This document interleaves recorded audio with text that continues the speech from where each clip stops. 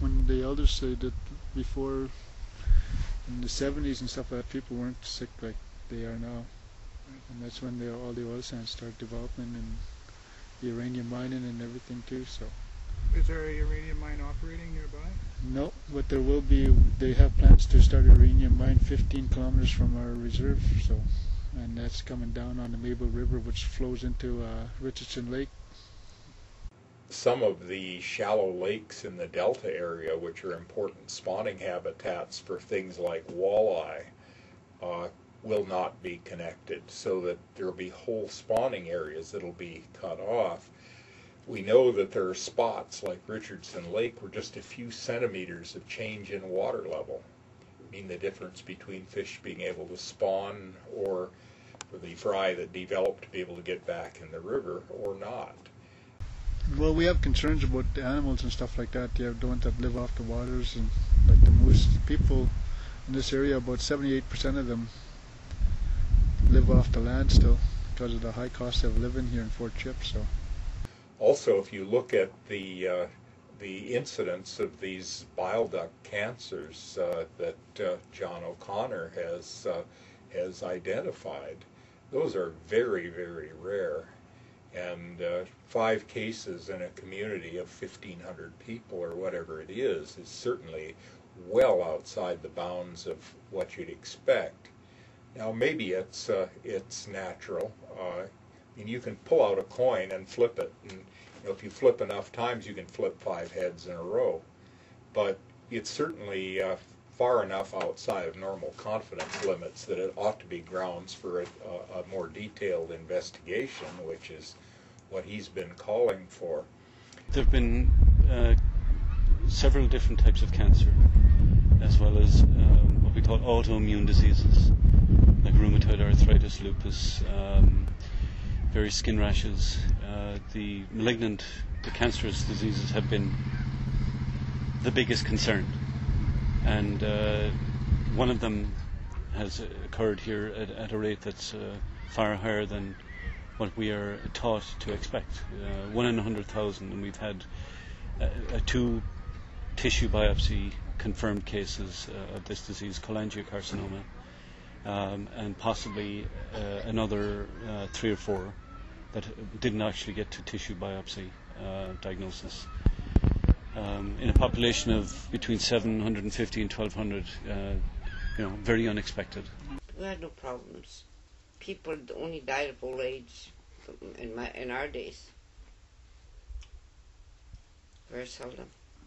Maybe baby odd now and then, but but other than that, we had few deaths, very few, maybe far between, maybe 5 years, 1 person, maybe 10 years. But now it's just right and left. Young people, 37, 34, 43, their 40s, early 50s, people are dying here. I don't know how many people are dying right now. All of cancer. And it's got to be something it's got something to do with this plant. I'm sure of it myself because I've been here all my life, and I know in our days that's not the way it was. We never seen anything like that. We never ever seen anything like it.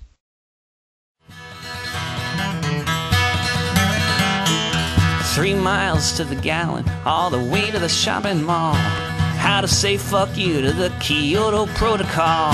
The only thing it's missing is a machine gun turret, but it still looks to me like a military target. It's another Hummer humming down the highway.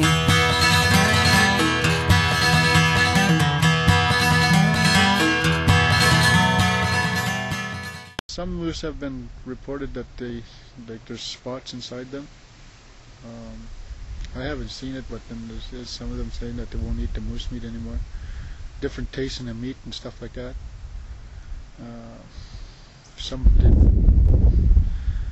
fish have different growths on them, like they weren't there before.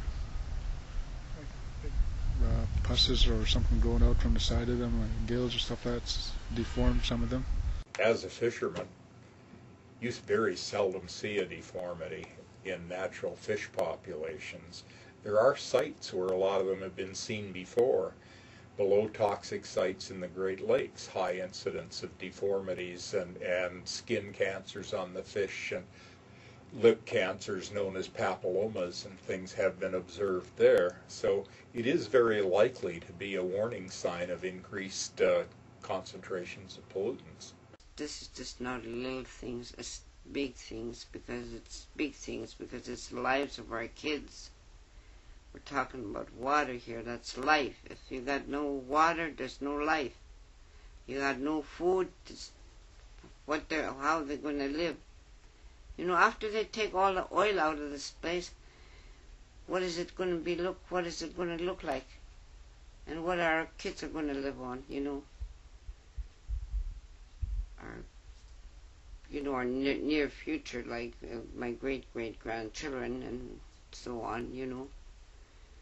But I'll never be the same. Our lives will never be the same. It's ruined completely. Everything is ruined. Our lives are ruined. Our lands are ruined. Our water, the air, everything. Everything's nothing is good anymore. Everything is. The oil companies have ruined everything for us. Everything. Our culture, way of life. Our children are just. They're not the same like it used to be. Anything fundamentally from what we see as de facto extinguishment of our treaty rights, because government continues to take up land without any consideration or consultation with the First Nation. Because we have a treaty, it compels the government to it obligates them to legally consult with the First Nation anytime there's a potential or adverse impact on their treaty rights to hunt, fish, trap, and so on.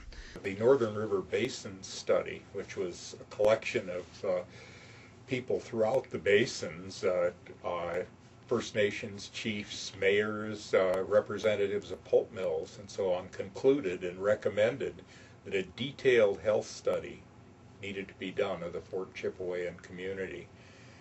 That health study has never been done, even though we're approaching 10 years after those recommendations were made.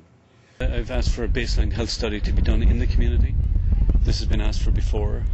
I think if the population south of Fort Chip is concerned about the health of this community, I would expect that further calls or pressure, I guess, for such a study to be done will result in this happening and will shed much needed light on what is going on here. You know, half the people in Fort MacKay are sick. They are sick, totally sick. Most of them can't even work because they're sick. And they've never been sick like that before oil companies. We never were sick. I mean, not just, you know, but most of the people here are sick. And I blame that on oil companies because of the plants. I think there's a real systemic discriminating way of approaching First Nations rights issues by governments. I mean, historically, they attempted to colonize us through policies and legislation that are paternal, colonial, imperial, discriminating. And they continue that attitude in other subtle ways, whether it's their current policy on First Nations consultation, which is unconstitutional in our estimation, or just by simply not dealing with us as priority rights holders of these lands that they continue to mine.